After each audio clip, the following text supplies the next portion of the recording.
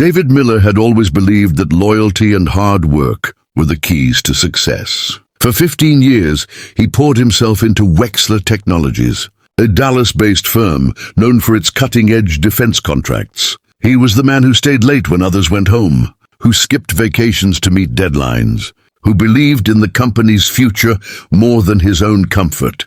His colleagues often joked that David lived more at the office than in his own house. At home, things seemed equally steady. His wife, Vanessa, enjoyed the perks of his dedication. She had a taste for luxury, designer handbags, spa weekends, and dinners at the most expensive restaurants downtown. Their 7-year-old son, Ethan, was the light of David's life, and he thought Vanessa felt the same about their family. But if David was honest with himself, he sometimes saw the way her eyes wandered toward wealth and power, as if she were always searching for something bigger than what he could give. Still, he never imagined how fragile it all was until the day everything fell apart. It was a Tuesday morning when Richard Wexler, the company's sharp-dressed CEO, called David into the boardroom. The atmosphere was unusually tense. Several HR representatives sat stiffly around the long oak table. David's stomach tightened as Richard cleared his throat. "David," Richard began in a tone too formal to be sincere, "we appreciate your years of service, but due to restructuring and budget shifts, your role is no longer required." The words hit like a hammer. David blinked, trying to process. "No longer required." "Richard, I've led our biggest projects. The satellite defense prototype, that was my work. The government liaison, my contact. You're telling me I'm disposable?" Richard avoided his gaze. "It's not personal. It's business. You'll receive a severance package, and HR will assist with the transition." David felt heat rising in his chest, a mixture of humiliation and disbelief. 15 years, and this is how it ends. A cardboard box and a pat on the back? Richard's expression hardened, the mask of sympathy dropping. "Sometimes, David, you have to understand that the world moves forward. And frankly, your methods aren't aligned with the company's new direction." 2 security guards stood near the door, waiting to escort him out. The final insult. David gathered his belongings, family photos, his awards, the mug. Ethan had given him that, said, "World's best dad." Each item felt like a nail in the coffin of his career. Walking out of the glass tower with a box in his arms, he felt smaller than he ever had in his life. That evening, when he told Vanessa, he expected tears, maybe frustration, but also support. Instead, her reaction left him stunned. "You lost your job?" She snapped, eyes wide with anger rather than concern. "Do you realize what this means for us? For me? How could you let this happen, David?" Exhausted, "They blindsided me, but I'll figure it out. I can start my own firm, use my contacts." She cut him off with a bitter laugh. "Start your own firm? That could take years, if it even works. We can't live off hopes and dreams. Do you know how embarrassing this is for me? My friends' husbands are climbing the ladder, and mine just got thrown off it. Vanessa, I gave them 15 years of my life. I'll bounce back. Ethan needs us to be strong." But she wasn't listening. She stormed off, muttering about bills, appearances, and how she didn't marry him to live like a fat. The next week was a blur. David tried to shield Ethan from the tension, cooking simple meals, walking him to school, assuring him everything would be okay. But Vanessa grew colder, spending less time at home, dressing up as if going somewhere important. One night, Ethan whispered, "Daddy, why is Mom always mad at you?" David forced a smile. "She's just stressed, buddy, but I'll take care of us. I promise." A few days later, the promise of family shattered completely. David came home from an exhausting day of calls with potential investors to find Vanessa packing. "I can't do this, David," she said flatly, stuffing clothes into a suitcase. "I won't be tied down to a sinking ship. I deserve better." "Better?" His voice cracked. "We have a son. You're walking out on your family because I lost a job. I'm walking toward a future. Richard understands that." The name struck like lightning. Richard Wexler. She didn't flinch. "He can give me the life I deserve. Power, money, security. Things you can't." For a moment, David couldn't breathe. His own boss, the man who destroyed his career, had now taken his wife. "You're choosing him?" Over your son? Her lips tightened.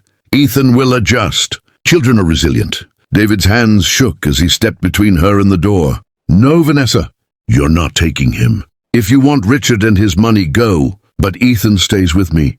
Her eyes flashed, but she said nothing. She grabbed her suitcase and left.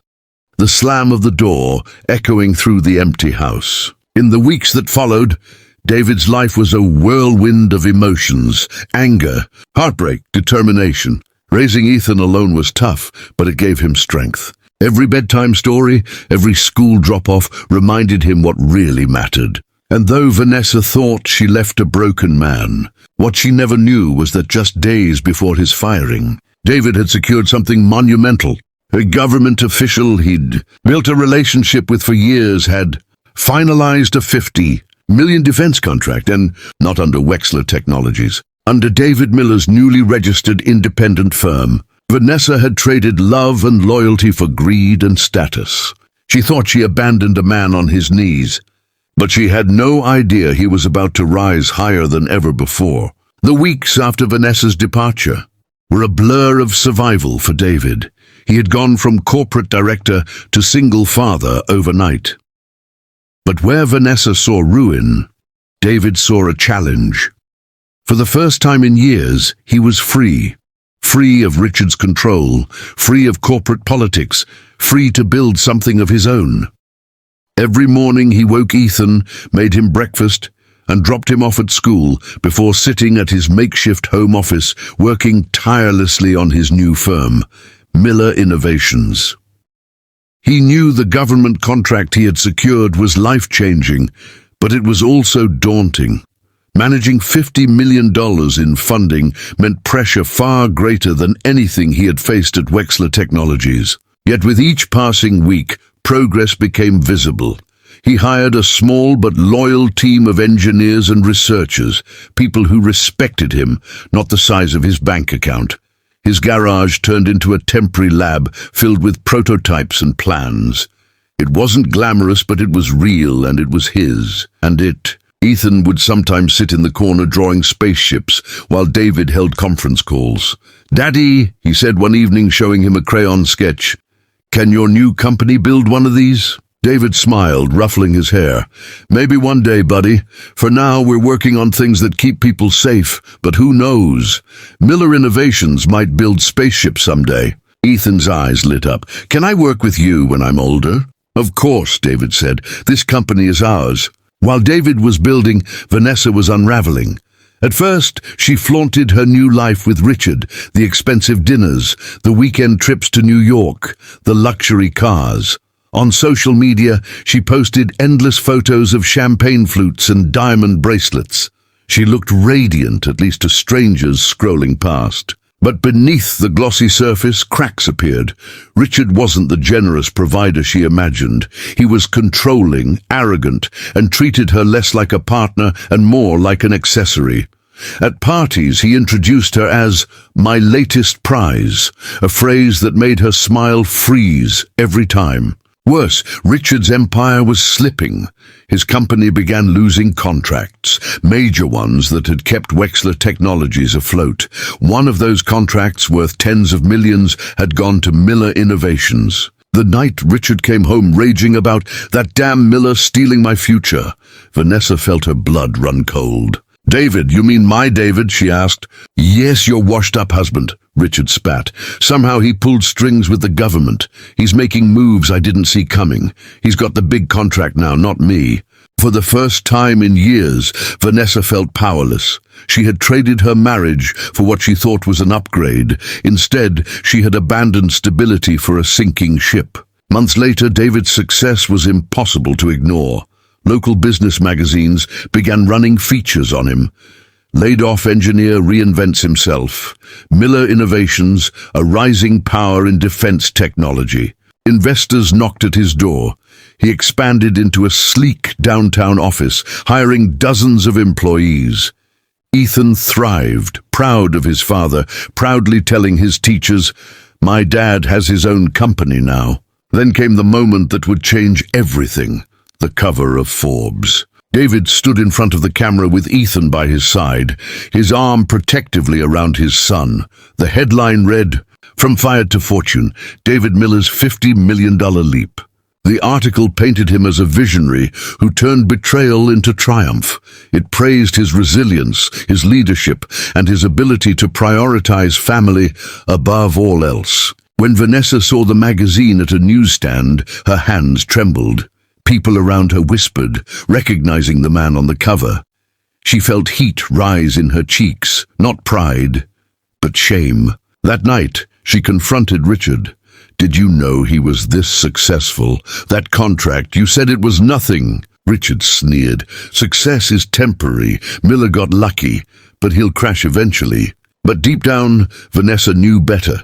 David's determination was unmatched. She had lived beside it for years, and she had walked away from it. Within days, Vanessa appeared at David's new estate, a modern glass and stone home overlooking a lake.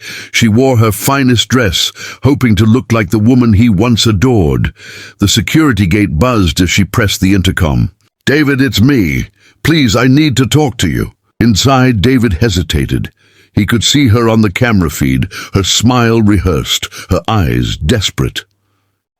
Ethan stood beside him, frowning. David took a deep breath. "Because she thinks she can walk back into our lives now that things are good again." He opened the gate, but only halfway.